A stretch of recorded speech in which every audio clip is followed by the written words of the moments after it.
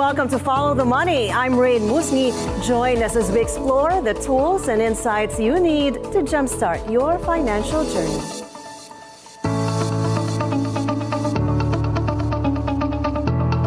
The Philippines is making unprecedented progress in its energy sector, installing a record high renewable energy capacity in 2024 while securing major investments to strengthen infrastructure and lower electricity costs. At the center of these developments is Energy Assistant Secretary Mylene Capongcol, leading the charge in the renewable energy management space, balancing rapid energy transition with sustainability and affordability.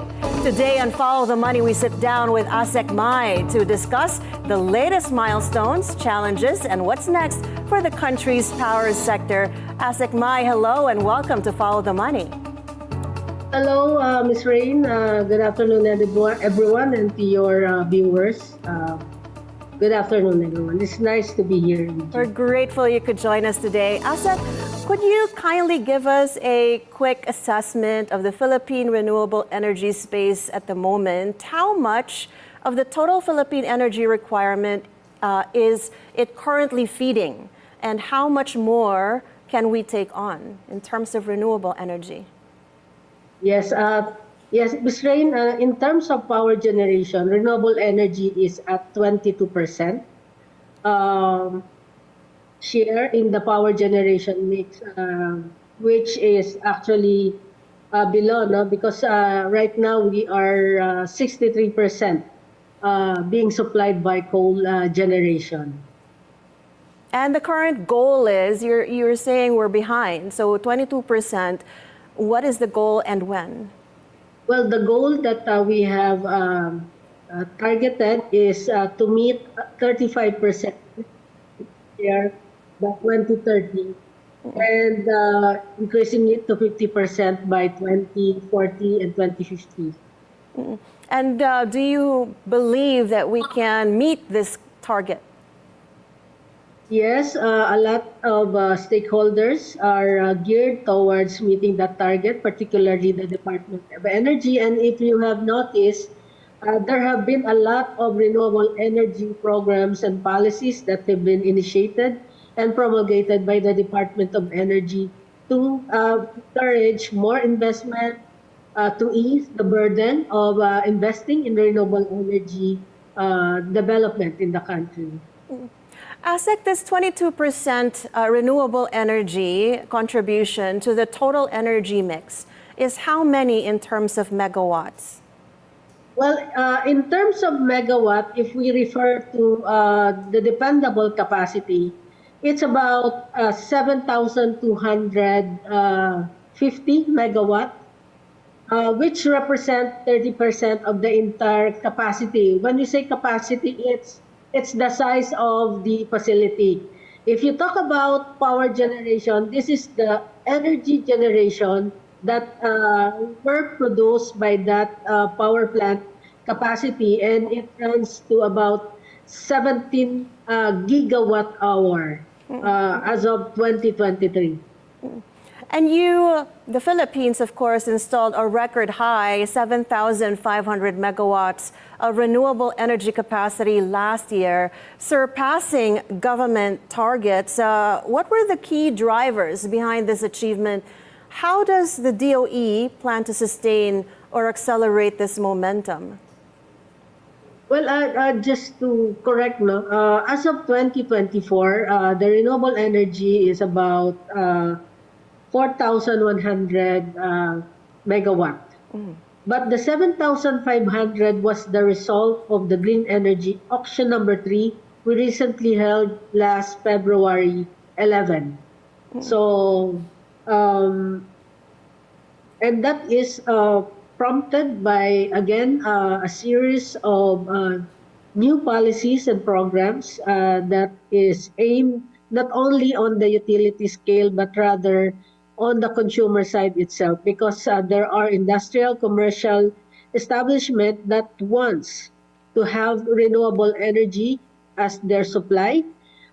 Even the lower or middle customers is pushing for renewable energy through net metering or the Green Energy Option Program. So those things, both the utility and the utility scale and the consumer base RE program is contributing much to the entry of more renewable energy generation in the country. You mentioned net metering. Who is the in charge of net metering licensing or permits? Because it seems that there's a confusion. For example, in areas like Batangas, it seems that some residents are being passed on from one agency to the other, and they can't seem to get their net metering permit up. Who is, if for example, I'm a resident of Batangas or Cavite, ultimately, who's supposed to be issuing the permit? Okay, for the net metering, this is the regulated segment in the renewable energy or in the power. So it's the customer choice. So as long as there is an approval coming from or a memorandum of agreement with the host distribution utility, then and then some permits from the local government units, then they can have their own net metering facility. The reason why there are some problems arising from the net metering application is because allegedly some distribution utility are not aware of how they will do the distribution impact study, because this will be integrated into the distribution system of a network service provider, or what we call distribution utility. So the net metering scheme is actually a prosumer program wherein the customers can generate for its own use, and at the same time to be able to sell the excess or unutilized energy to the host distribution utility. That's correct, and I believe a lot of consumers, retail, are interested in it.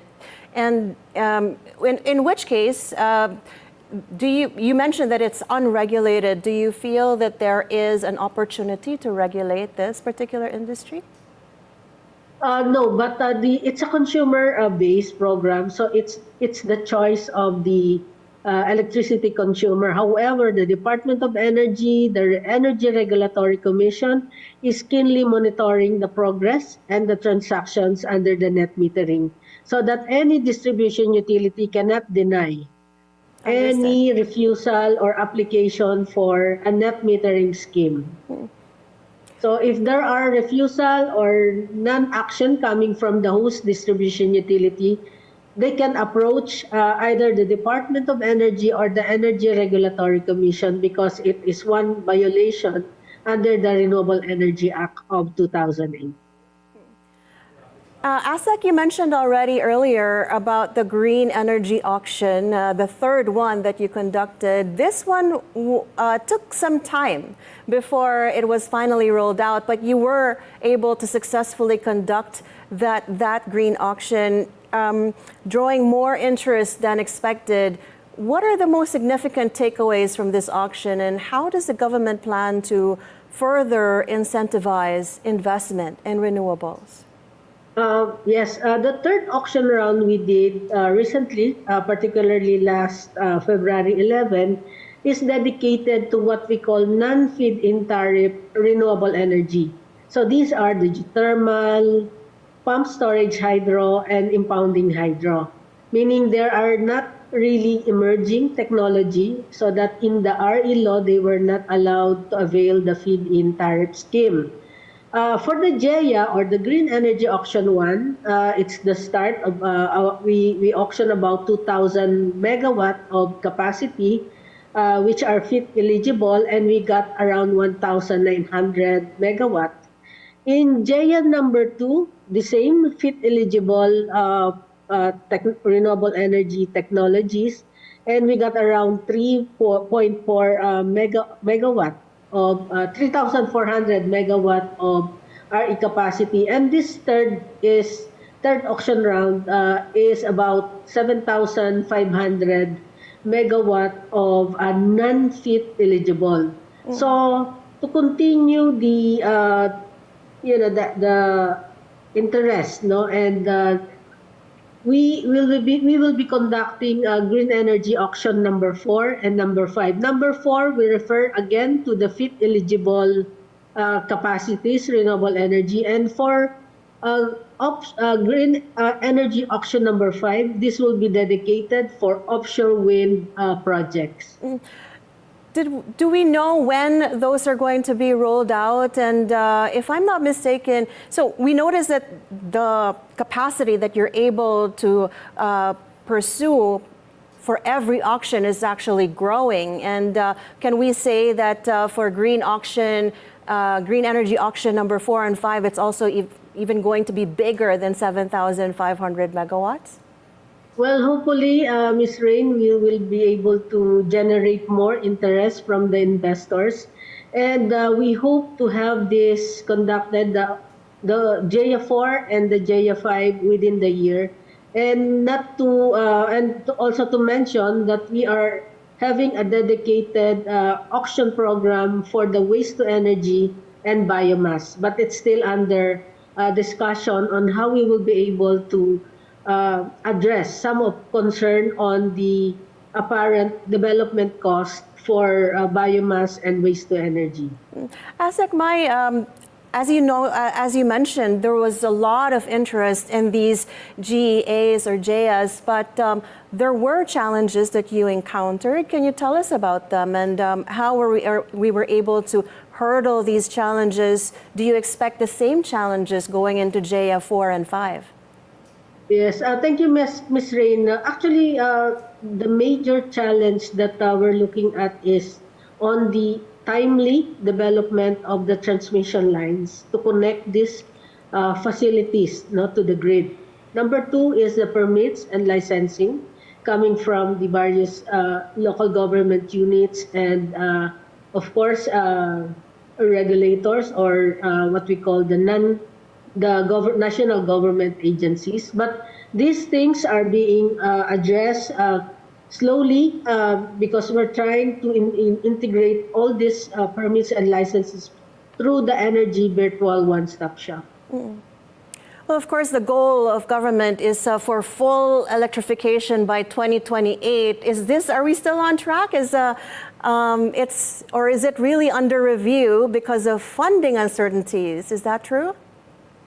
Yes, it's being recalibrated, not really on the funding issue, but more on the implementation strategies because, the remaining unserved and underserved areas are located in the last mile areas and the traditional electrification mode may not be applicable. So you have to spend a lot of time, do initial studies, and then you go back because you have to do social preparation for those areas. Because some are grid connected, like they just connect to the distribution utility by way of extending the existing line, but others are on the off-grid mode, which means standalone energy service or supply is being installed. So how to repair and the payment scheme have to be understood clearly by the end users.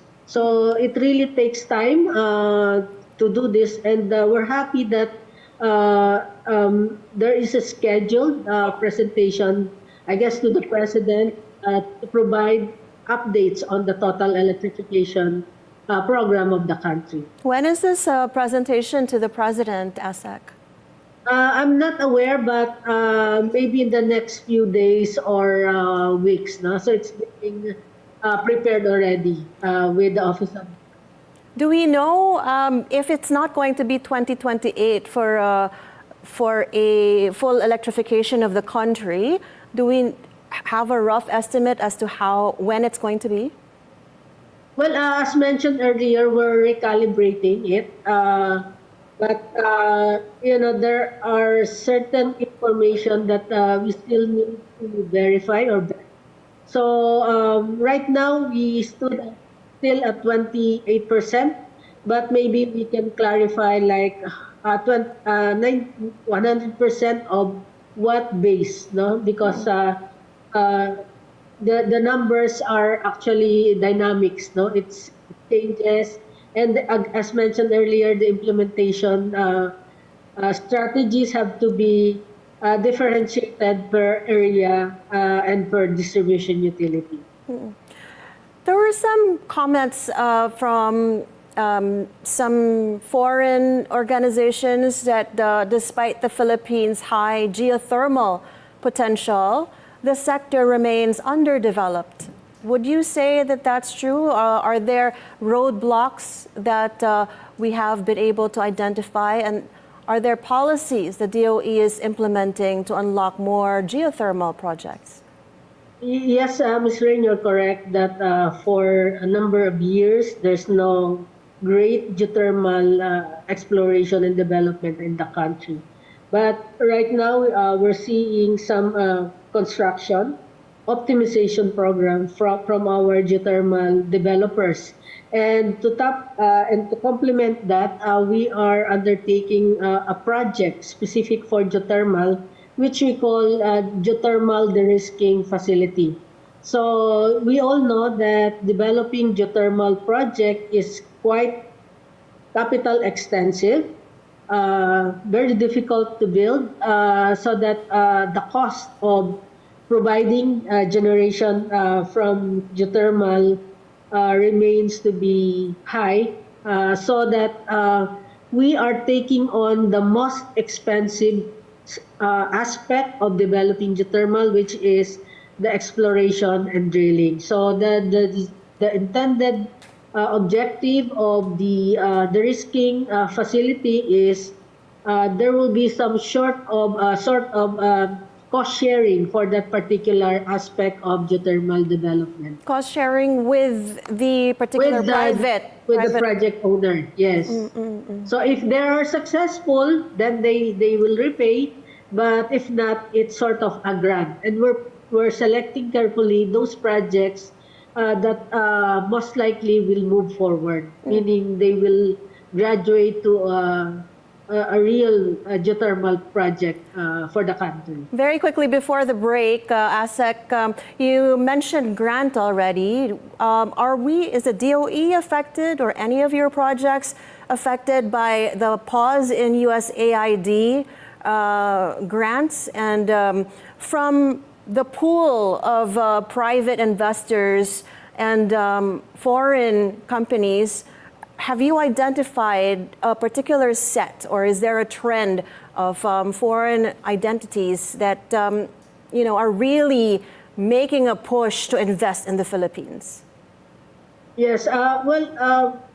We have USAID funded projects, but we're trying to look for alternative funding source. No? So we have what we call the Renewable Energy Trust Fund under the RE law that may be tapped to finish or to undertake those projects that was supposedly suspended by the USAID, particularly on the energy sector. Is there an amount for that? Do you know how much of that will have to be?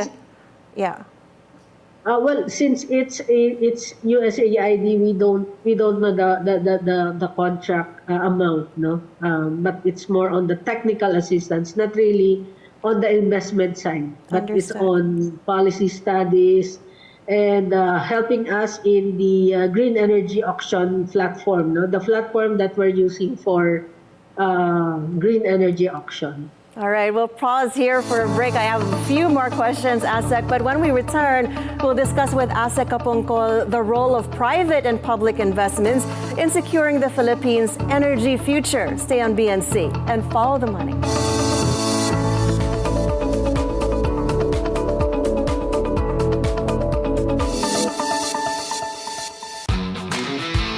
Get to the latest stories. The Philippines bags a historic bronze at the 2025 Asia-Pacific Women's Lacrosse Championship. The updates. Table tennis power duo siblings brought home medals from the WTT Youth Contender. The scores and what to celebrate in the world of sports. I'm Anton Rojas. And I'm Erica Christensen. On the scorecard. Where sports is our business. And business is our sport. Only here on BNC, the Bilyonaryo News Channel. The latest news, national issues, For universal healthcare, the law is established, the implementing rules and regulations, even the budget has been defined. the political scene, I'm glad that he made that perfectly clear, that they will always be behind us. and conversations with prominent personalities. There's only one reason, politics. They want them out. What is dangerous is we might have a reorganization of governments. All these firsthand at the forefront.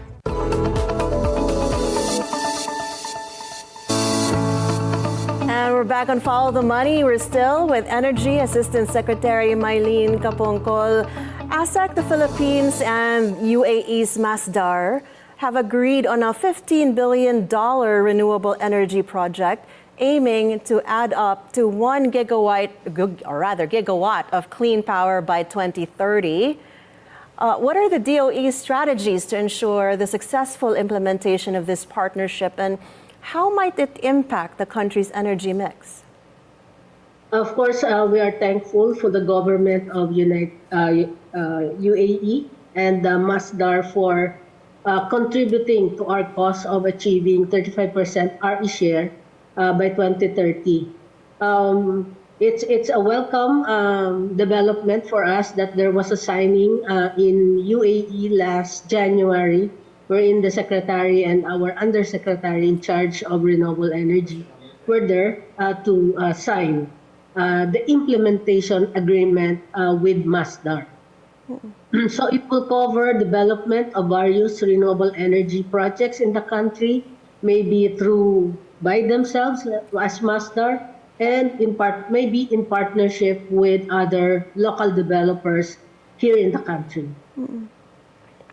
The Maharlika Investment Corporation has invested in the National Grid Corporation of the Philippines amid delays in transmission projects. How will this investment help address these bottlenecks?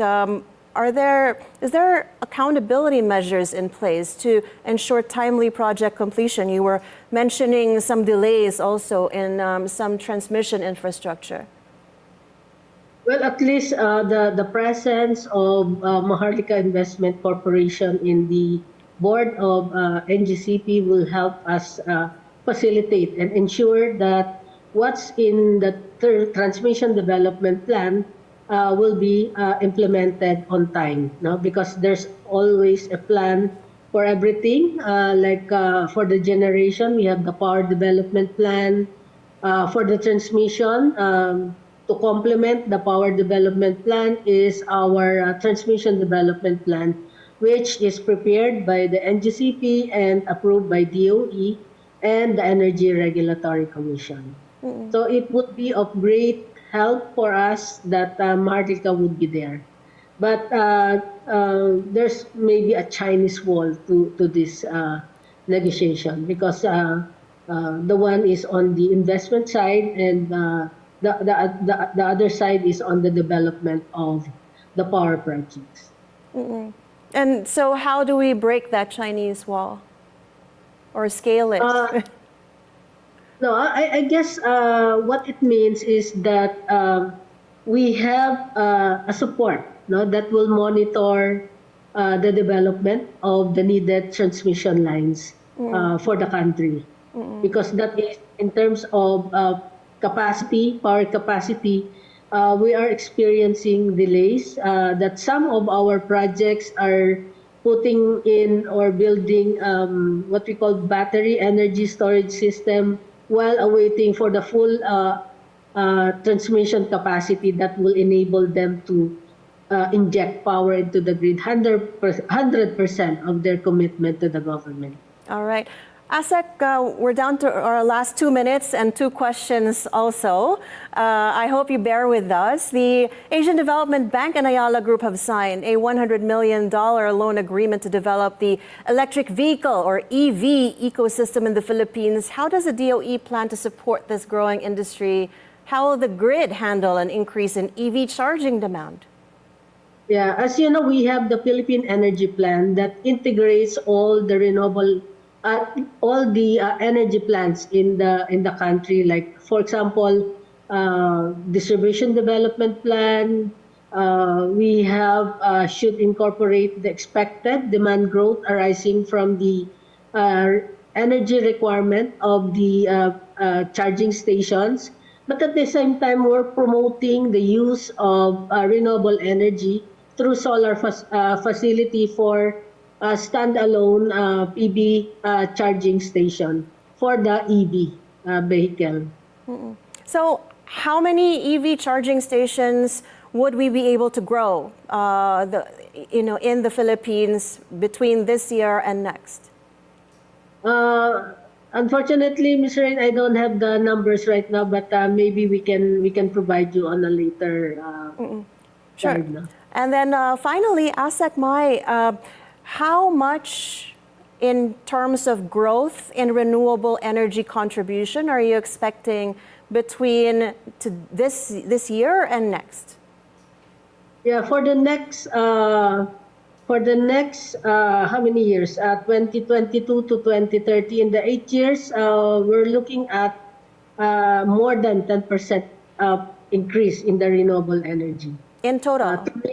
In total to meet the 35%, because right now we are at 22, so we need around 15% more to complement what we have desired in terms of capacity. So we're adding more, around 11 to 15%. And we're right here with you, helping out in the push for more investment and more work into the energy sector, especially in renewable energy.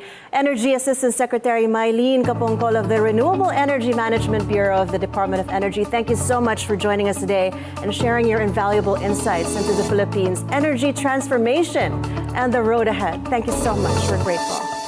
Thank you everyone. Now, as the country pushes for greater renewable energy adoption, ensuring affordability, investor confidence, and sustainability will all be critical to long-term success. And before we go, we leave you with this thought from the former Minister of Petroleum and Mineral Resources of Saudi Arabia, Sheikh Yamani. The Stone Age didn't end because we ran out of stones, and the fossil fuel age will not end because we ran out of fossil fuels. And that is it for today's edition of Follow the Money. I'm Raine Musñgi. Thank you so much for watching. Keep it here on BNC, the Bilyonaryo News Channel, always on top.